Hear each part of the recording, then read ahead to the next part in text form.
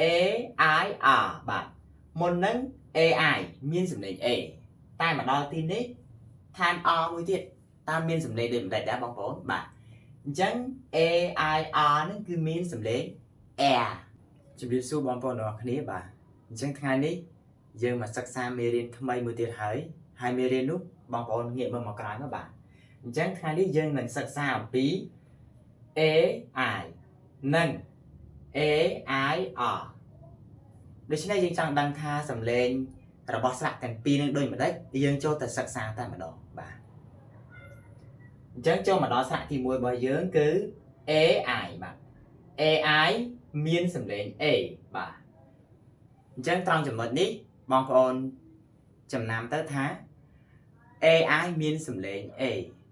ហើយបងប្អូនអាចចំណាំបានទាំងដែលបងប្អូនមិនទាន់ចេះសញ្ញាអាននេះទេណាហ្នឹងហើយដូច្នេះនៅពេលដែលបងប្អូនឃើញ AI នៅក្នុងពាក្យណាបងប្អូនចំណាំទៅថាវាមានសំឡេង A អញ្ចឹងតោះយើងចូលទៅសិក្សាពាក្យបាទដោយពាក្យទី1បងប្អូនយើងអានថា snail បាទ snail អញ្ចឹងបងប្អូនមកបាទស្នាក់ដាក់ស្រៈ A នេះ AI សលេង A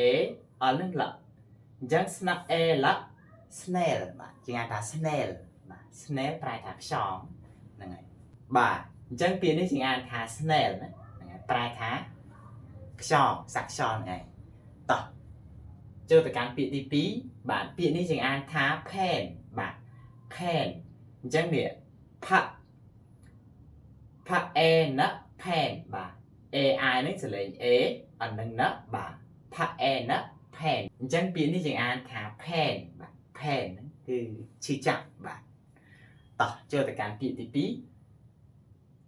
2នៃបងប្អូនពាក្យនេះយើងអានថា rain បាទ rain បងប្អូនមើលមកបាទរ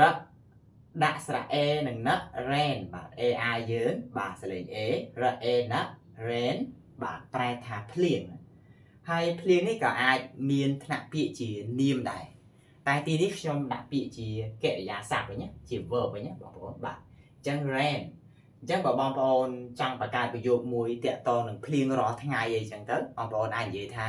it rains every day ហ្នឹងហើយវាភ្លៀងរាល់ថ្ងៃអញ្ចឹងពេលហ្នឹងបងប្អូនត្រូវថែម s បាទកន្លែងហ្នឹងណា it rains every day ភ្លៀងរាល់ថ្ងៃតោះយើងចូលទៅពាក្យមួយទៀតបងប្អូនបាទគឺមកដល់ពាក្យ tail បាទ tail នេះបងប្អូនមើលមកថា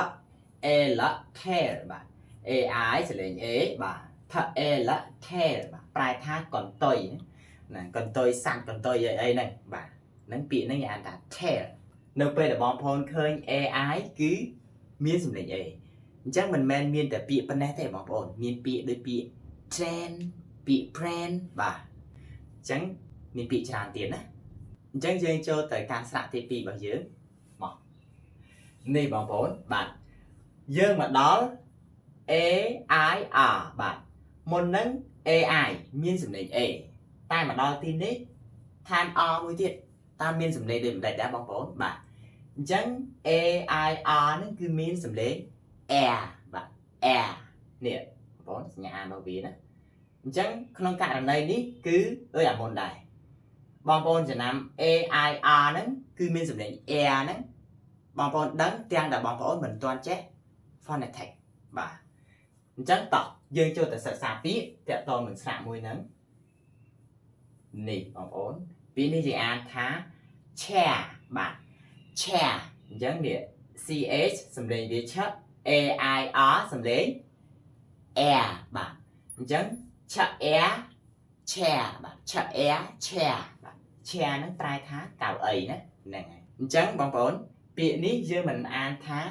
chair ទេណាយើងអានថា chair ទេគឺអានថា chair បាទ chair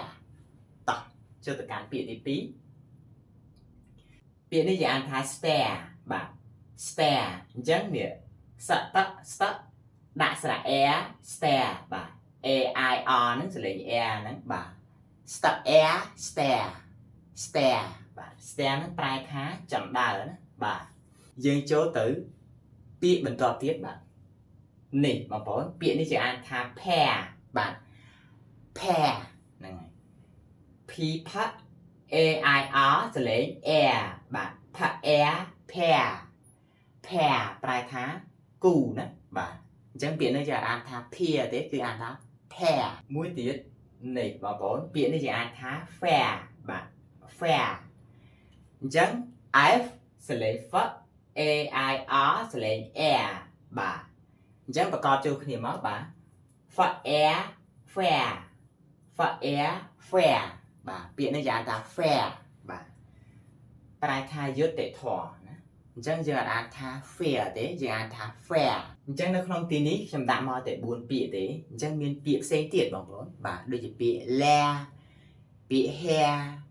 ពាក្យ airplane បាទអញ្ចឹងមានពាក្យផ្សេងទៀតណាច្រើនណាបងប្អូនបាទដូច្នេះថ្ងៃនេះយើងសិក្សាអំពីស្រៈ2បាទស្រៈទី1 AI មានសលេង A បាទនិងស្រៈទី2 AIR មានសលេង air air បាទអញ្ចឹងនៅក្នុងវីដេអូនេះយើងជួបគ្នាប៉ុណ្ណេះនៅក្នុងមេរៀននេះហើយបើសិនជាបងប្អូនចាប់អារម្មណ៍វគ្គសិក្សាមូលដ្ឋានគ្រឹះភាសាអង់គ្លេសកម្រិតដំបូងបងប្អូនអាច comment ពាក្យថាអូខេនៅខាងក្រោមវីដេអូហើយបន្តមកទៀតបងប្អូននឹងទទួលបានព័ត៌មានសិក្សាជួបគ្នាវីដេអូក្រោយបើសិនជាបងប្អូនចង់ចេះស្រៈព្យញ្ជនៈនិងអានពាក្យឲ្យបានត្រឹមត្រូវតោះរៀនភាសាអង់គ្លេសជាមួយ OLF